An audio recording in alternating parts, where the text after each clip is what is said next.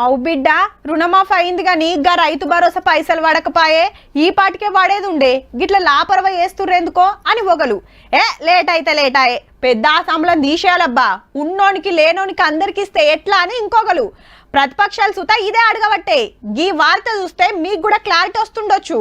ఈ తాపకు దసరా ధూమ్ ఉంటది పోన్రి. 2 స్కీములు చాలా అవుతున్నాయి మళ్ళా. ఒకటి రైతు భరోసా, రెండోది ఇందిరమ్మ ఇండ్లు. రాళ్లు రప్పలు గుట్టలు పుట్టలు ఇటుక బట్టీలు పడవ భూములు వెంచలరు ప్లాట్లకు పెట్టుబడి సాయం కట్ అయినట్టే. వరో పత్తో మిర్చో మక్కలో కందులో కాయగూరలో ఏదో ఒకటి పంట వండే భూములకే పైకము. అట్లని 30-40 ఎకరాలు ఉన్న వాళ్ళు మొత్తం పండిస్తే అంతకేం ఇయ్యరట. 10 ఎకరాలకే రైతు భరోసా ఫైనల్ అనే ప్రచారం నడుస్తుంది. ఎమ్మెల్యేలు ఎంపీలు ఐఏఎస్ ఆఫీసర్లు సెంట్రల్ గవర్నమెంట్ జాబులకు ఇయ్యరాట. చల్లగా ఏసీ ఆఫీస్ లో ఊకొని గరం గరం ఛాయ్ సప్పరించుకుంటే సర్కారు వాళ్ళు ఏం గిట్లా డిసైడ్ చేయలేదు.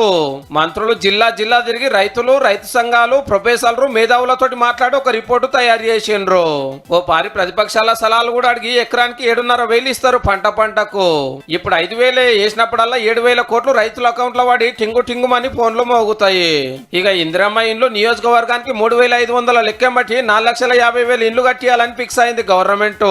జాగున్నోళ్ళు కట్టుకుంటానికి 5 లక్షల సాయము, లేనోళ్ళకి జాగా 5 లక్షలు.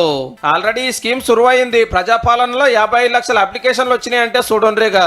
అయితే సెంట్రల్ గవర్నమెంట్ వాళ్ళని 7-9 లక్షలు ఇండ్లు ఇవ్వాలని కోరింది మన గవర్నమెంట్. వాళ్ళు ఎన్నిటికి ఓకే అంటారో చూసినాక మనోళ్ళు పైకం సుధరాయించుకుంటారట. హేటీకెళ్ళి దసరా నాడు ఈ 2 పథకాలు సురువు చేసుడు పక్కా అని అంటున్నారు. అంటే 2 నెలలు కూడా లేదు.